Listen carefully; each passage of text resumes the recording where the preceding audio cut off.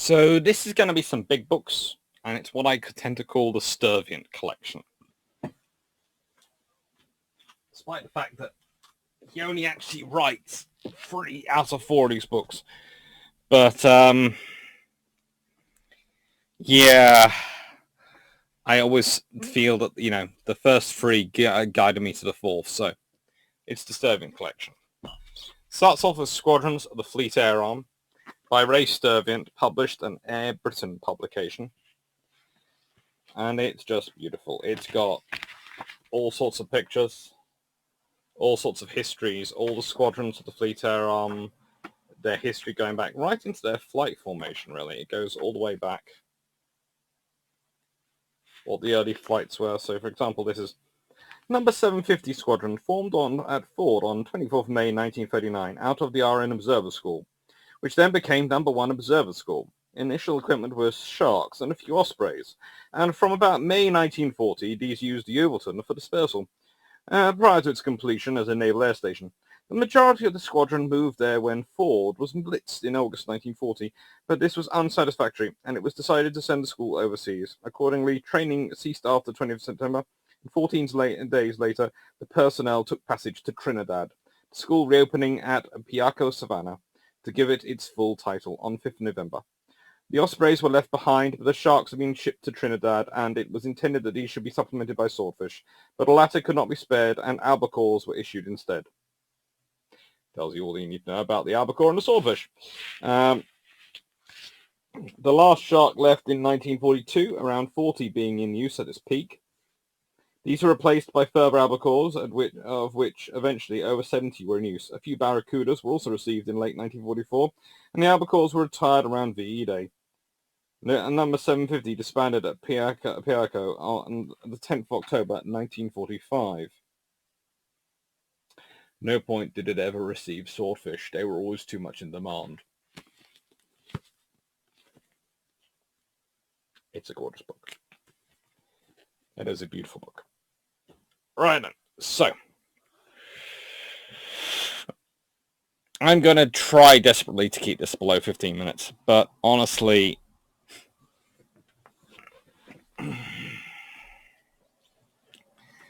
Fleet Air Arm aircraft since 1946. Ray Sturviant with Mick Burrow and Lee Howard.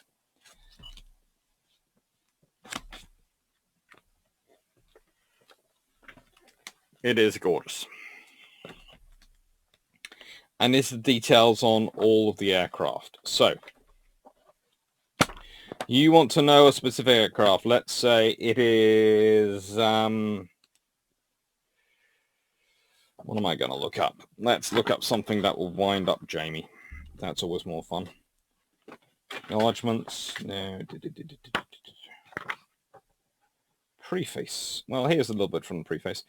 During the last 3 years of the Second World War, the Fleet Air Arm was heavily dependent on American-built aircraft supplying on the lease agreement, particularly those built by Cronin and Chance Ford. At the cessation of hostilities in 1945, the only notable British frontline aircraft were the Fairlie Firefly and the Supermarine Seafire, and later variants of these were continuing in service for some years, as did numbers of obsolescent Fairlie Barracuda torpedo bombs. The military helicopter was still a rare beast at the time, and would need much development before becoming of any use. In the early post-war period, the US types quickly gave way to new British designs, the former having been either returned to America, or in most cases disposed of either by scrapping or more often by ditching at sea under the terms of the agreement. The future, however, lay predominantly with jet-powered aircraft, though it would be some time before these were of practical use for naval purposes. The early generation of gas turbine engines had poor throttle response times, a feature that was essential for safe carrier flying. Some of the new aircraft were designed from the start as naval aircraft, but others, such as the de Havilland Sea Vampire and Sea Venom, were adaptations of aircraft that are primarily designed for our air use. The first RNVR squadrons formed in 1947, helping to extend life of some of those now aging piston engine types, with initial issue of Seafires and Fireflies, plus a number of North American Harvard trainers. Let's go to Fairlie Fire. Hang on. Can I find the full mark? Probably not in this one because it's from 1946 onwards. So let's go for Firefly. So, MB584. Tested Bankstown, 7th of February 1946. and then goes to 1790 Squadron, Schofields, on the in February 1946. Then from Schofields to Implacable on the 29th of April 1946. Then joins 837 Squadron to Trimcom Lee in May 1947. To UK in Glory on the 10th of 1047, so that's October 1947. Then RNA Fleetlands to 709 Squadron, and so on. It gives you an entire history of these aircraft. You can literally follow them from their entry into service to their death, to the whole way through, what happens in their life. It is a wonderful resource which I have had for a few years now, and I still feel like I have barely scratched the surface. There are some things in here which, honestly, the Seafires, let's consider SX-284, RY, 25th of January 1946, Westland, Ilchester to RDU, Culham. You know, you realise these aircraft are still coming to service in 1946, and then there's the Seafang. Oh, gorgeous looking aircraft. Still pretty much dangerous to fly, but you know. And the Submarine Attacker. They're all in there.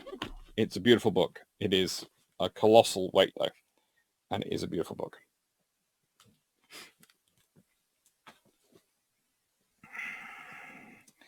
Fleet Air Arm Aircraft Units and Ships, 1920 to 1939.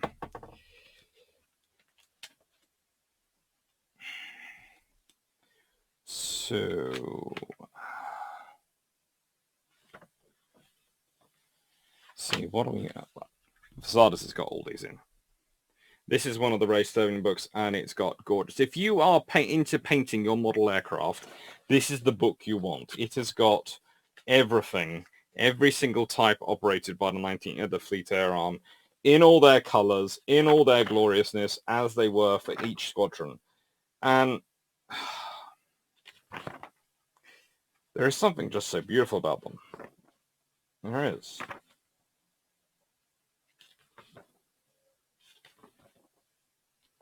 And then it goes through and tells you what the history of the flight did. It's got a flight diary. This is number 446 flight, 1928, between 1928 and 1930. On the 18th of January 1928, they were at Weir Torlesi, and the Corsi Island, Giddy, went off to do a course reporting exercise with the destroyer. 19th of January, Courageous sent orders for Muddy, Weymouth, and Young to join in the middle of February for commissioning. 24th of January, flew in S1187 with Weir in pouring rain for a wireless test, which was a failure. Later flew again with Richard for another WT test, which was successful. And 11th of August, exercise NV. The general idea was that Red, whose base was at Benghazi, had sent most of his cruisers on the trade routes and was left with a powerful battle fleet, 2 carriers and hardly any light forces. He had an advanced base, Kifra 1, and had moved there unknown to Blue. The latter, whose territory was Italy, Albania, and Greece, as far south as Patras, had fewer battleships but more cruisers and some destroyers. His only carrier was in dockyard hands. Blue had sent a battle cruiser and destroyers to raid Red territory, and the former was torpedoed by a Red submarine on Friday night at 2100 hours.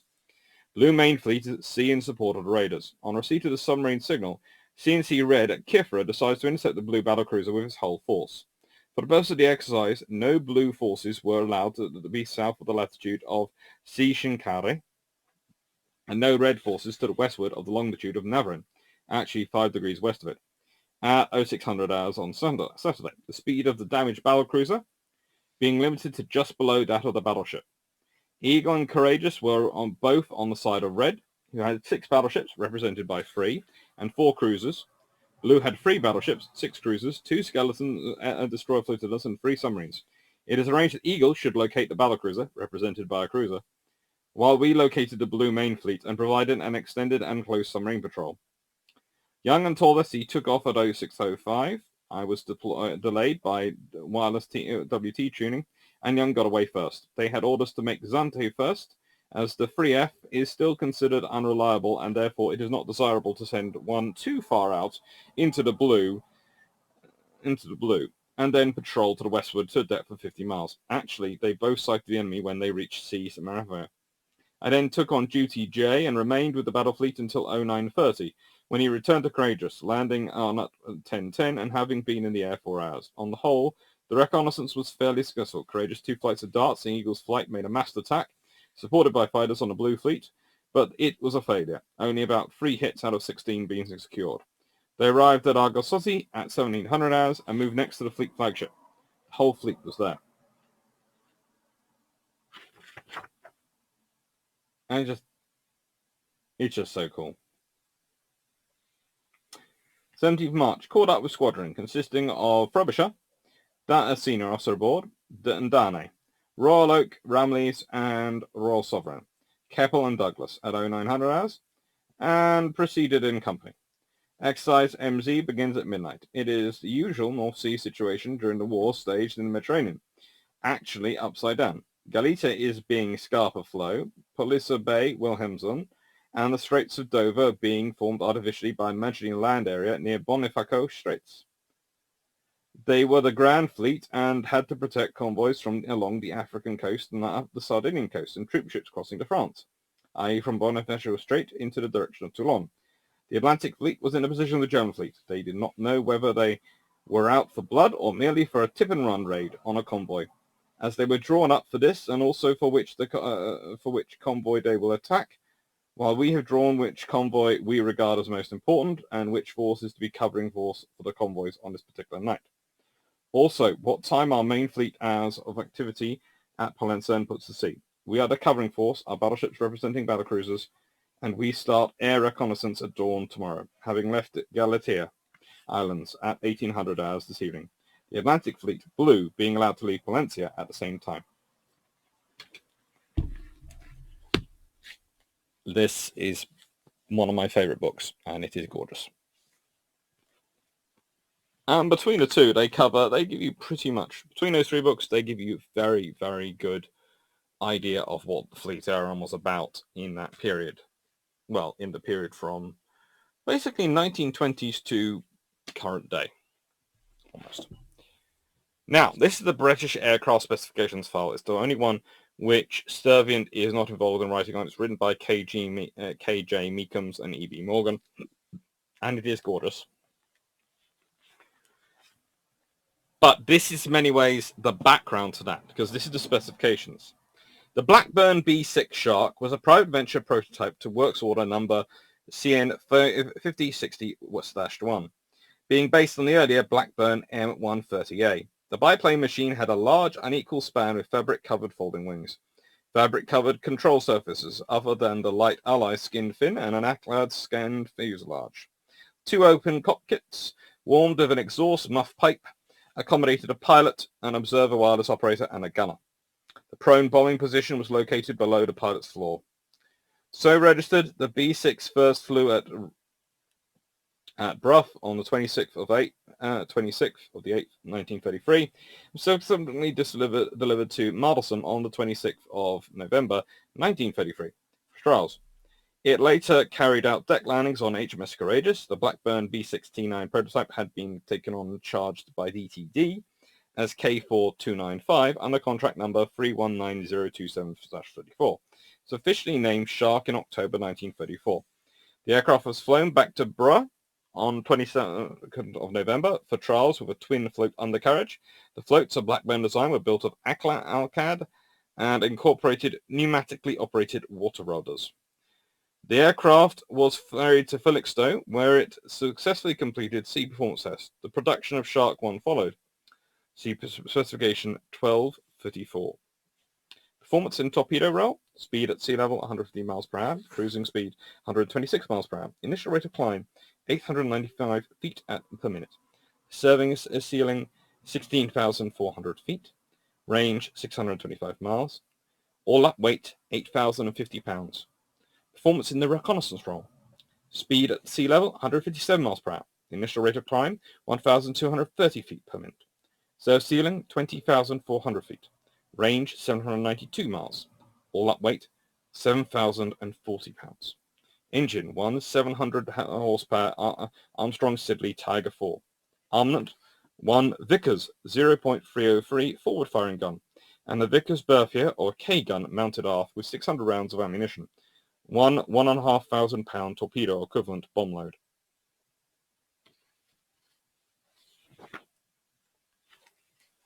It's now well past 15 minutes, but those are 4 gorgeous books. Really worth getting if you're interested in that. Thank you, as always, to everyone watching, to my subscribers, to the people who have clicked that little bell symbol down below, and also very much so to my patrons who, as I've said many times before, are responsible for enabling me to keep up the book habit I keep up. Thank you.